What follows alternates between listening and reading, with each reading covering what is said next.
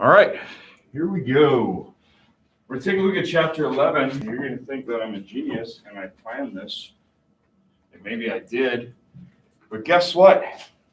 Political parties didn't like each other much in the beginning either. All right, then it was called mudslinging. Thomas Jefferson, he became the victim of America's first whispering campaign. They were calling into question his character. Anybody know? Well, I guess it's up there, so I'm not going to keep in too much suspense. The whisper campaign was that Thomas Jefferson was sleeping with his slave, Sally Hemings. And the Federalists accused him of having an affair with one of his slaves. And over time, that accusation has been proven to be correct. And today, the Jefferson estate has admitted it, and that she did father 6 of his children. But this was a huge scandal back in the day. I mean, mixing races, whether they were slave or free, was incredibly rare. But certainly, if it was a slave, it was even considered more scandalous. And so, very early on, between the Jeffersonian Democratic Republicans and the Federalists, we are seeing this mudslinging campaign where there were personal attacks. Does Thomas Jefferson having an affair with his slave at all impact his ability to be a president of this country?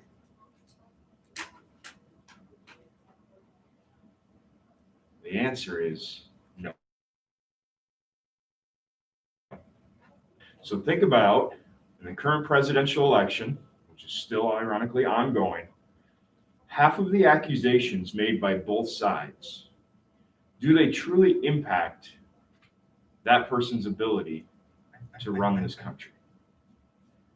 And a lot of times it doesn't. Okay? Certainly there you could debate policies, but politics, unfortunately, has often gravitated in this direction for as long as we've had politics, in which we call character assassination, going after somebody's character.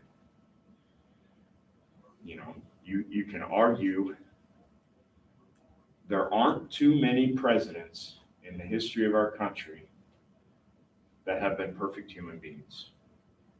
Does that make sense? Some of what's considered to be the greatest presidents have had extramarital affairs. They've all had different things that have happened at different times. I'm not saying that's a good thing or a bad thing. I'm just saying it would be nice if, as a country, we focused on policies. You know, and sometimes obviously it's difficult to separate the two, but it does seem, I mean, if you watch any ad, and I shouldn't even just label the presidential one because obviously that's the one that's still being counted. But if you watch any political ads now, they're generally not very nice to each other, correct? It's like, well, this person did this and this person did that. And very little of it has to do with what they were actually doing as a politician. It's more about their character.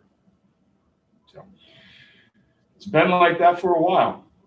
So Sally Hemings, and this was, I added this part down on the bottom here just last year because the estate, ironically, this is not Monticello. We've butchered the name. It's Monticello. The estate, which is kind of Jefferson's bloodline, has admitted there is strong DNA evidence to support that Jefferson was indeed the father. And there's actually a book out about it now. Anybody know what this word means? Monticello? I mean, since technically we live in Monticello. Let me tell you this, you have all heard it. and it'll make a lot of sense. Anybody know why that elementary school is called Little Mountain?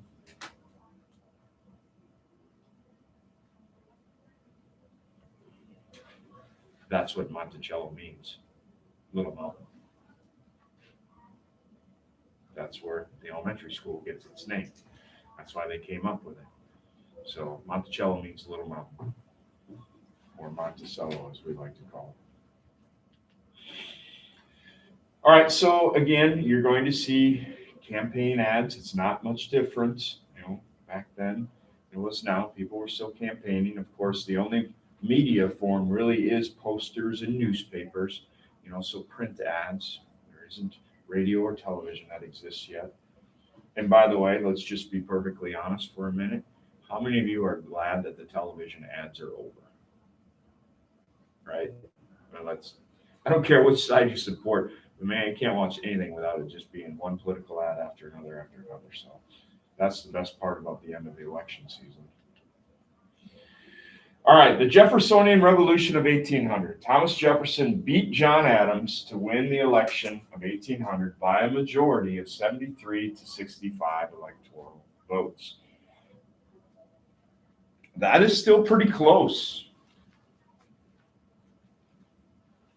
which tells you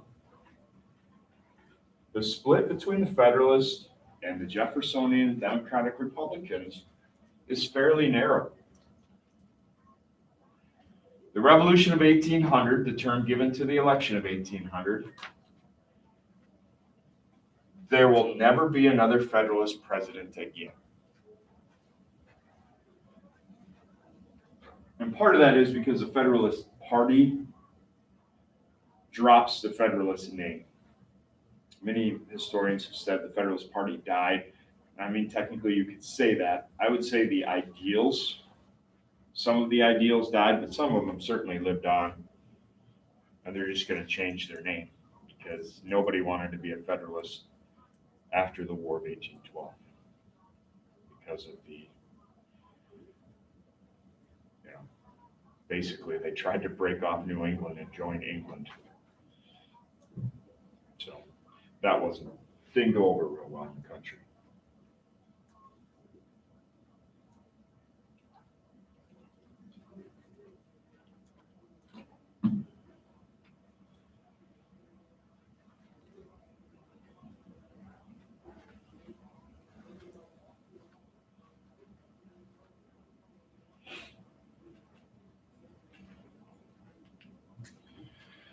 All right, here's a breakdown of the Electoral College map.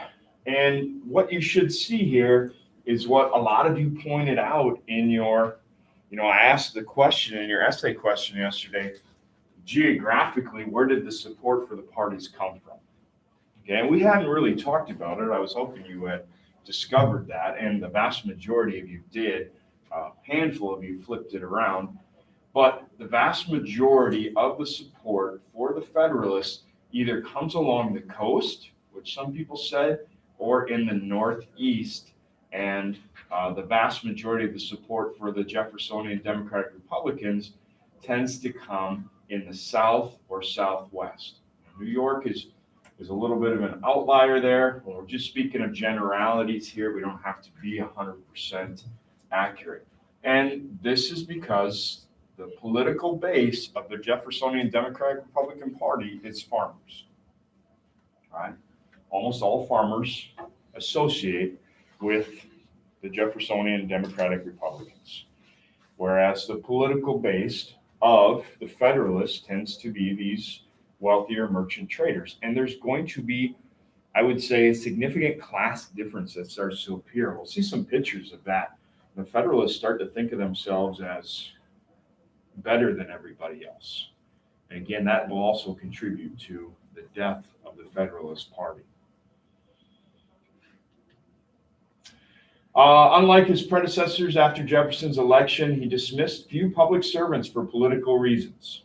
Okay, there was something known as the spoil system. New president comes in, dumps everybody out, that had been, on board, so to speak, and brings in his own people. Jefferson doesn't do a lot of that.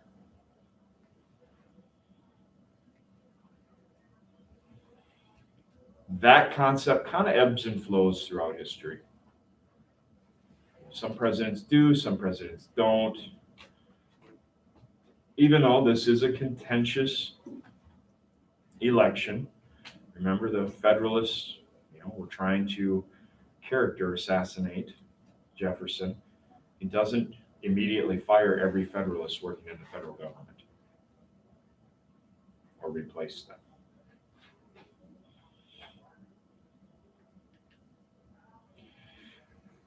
So I think you can interpret what this political cartoon is trying to say. There was the belief that Thomas Jefferson also was pretty arrogant and that he believed he was smarter than most, which is ironic because he appeals to the common man, but it's really his ideals or his platform that appeal, his personality, not so much.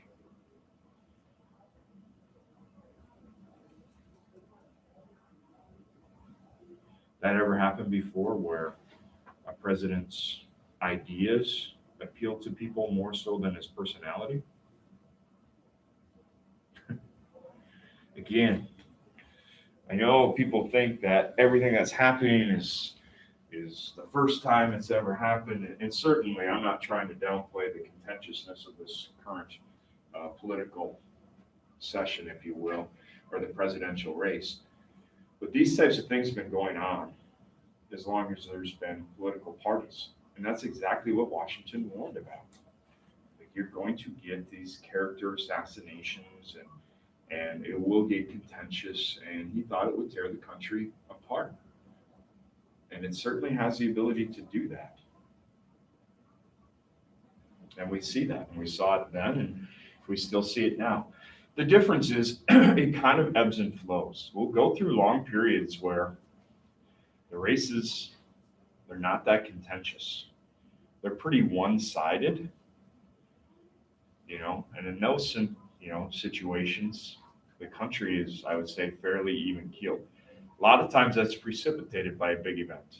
FDR wins 4 terms, but he's also the president during World War II and the Great Depression. So you have these big calamities that are going on, and the country kind of rallied around itself and came together, and there wasn't as much political divide.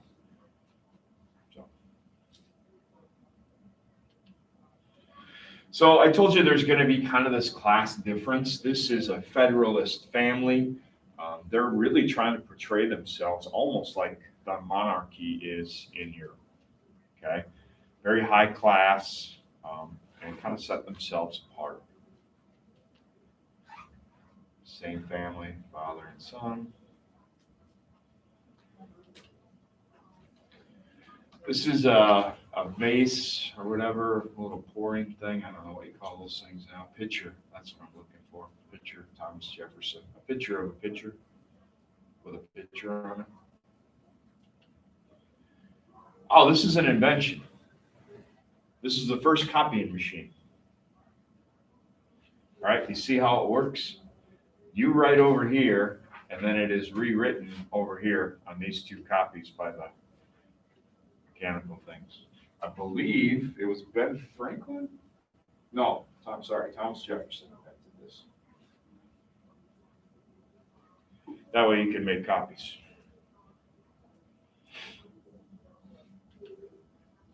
All right, Jefferson quickly pardoned prisoners of the Sedition Acts. We talked about this, right?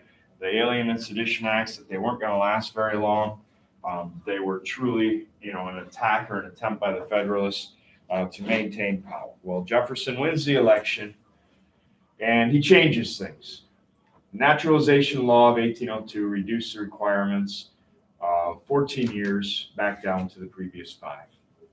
And the Sedition Acts essentially go away.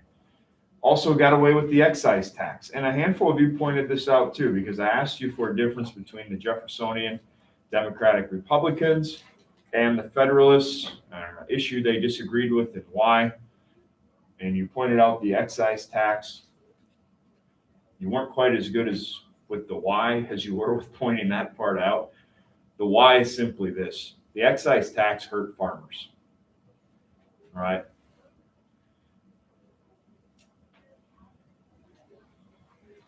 And so Jeffersonian Democratic Republicans were not in favor of that. An excise tax on whiskey hurt the farmers who were growing the corn to make into the whiskey. Albert Gallatin, Secretary of Treasury to Jefferson, believed that national debt wasn't a blessing, and he went about reducing it. Remember, Hamilton's theory was national debt made more people invested in the success of this country. That was not the same theory shared by the Jeffersonian Democratic Republicans, so they will go about reducing it. As crazy as it sounds, there will be long periods in this country where we don't have national debt. We have a lot of it now. We'll balance things out from time to time. I shouldn't say long periods. That's probably a little bit misleading. There will be times where we do not have national debt.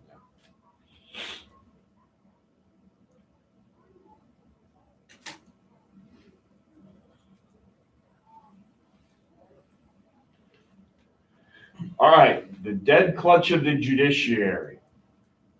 The Judiciary Act of 1801 passed by the expiring Federalist Congress. That just means that there were more Federalists in Congress than there were Jeffersonian Democratic Republicans. They held the majority, so therefore it was considered a Federalist Congress. They created 16 new federal judgeships in other judicial offices. They're doing this because the Constitution is being challenged in the court. And they want to pack the courts. We've heard that term used in this presidential election as well. They want to pack the courts with like-minded people from them, even after they leave, so that issues that come up with the Constitution will be ruled in the favor of the Federalist belief system or their platform. The new Democratic Republican Congress quickly repealed the act, and they kicked out the 16 newly seated judges. One Federalist judge, Chief Justice John Marshall, was not removed. This guy here has more impact on the course of our country than any other person that you've never heard of. Because most likely, if you have heard of John Marshall, you didn't remember who he was. He has a tremendous impact because, as it says, he served under presidents, including Jefferson and others, for 34 years as the Chief Justice of the Supreme Court. He is a Federalist. And he will often lead the Supreme Court in the direction of siding within the Federalist belief system. Stronger central government. He shaped the American legal tradition more than any other person.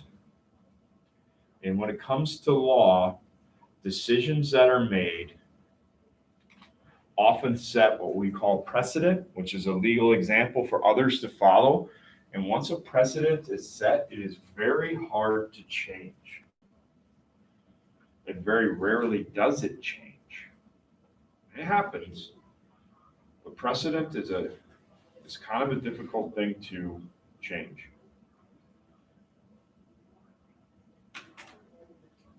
So John Marshall is going to have a huge impact on the development of this country. And it will be in the next chapter that we look at those pivotal Supreme Court cases. And he presides over all of them that we're going to talk about with the exception of one. And that one is a little bit later. It's kind of the straw that breaks the camel's back, so to speak, leading up to the Civil War. Now it's the Dred Scott case, which most likely you've heard of before, hopefully.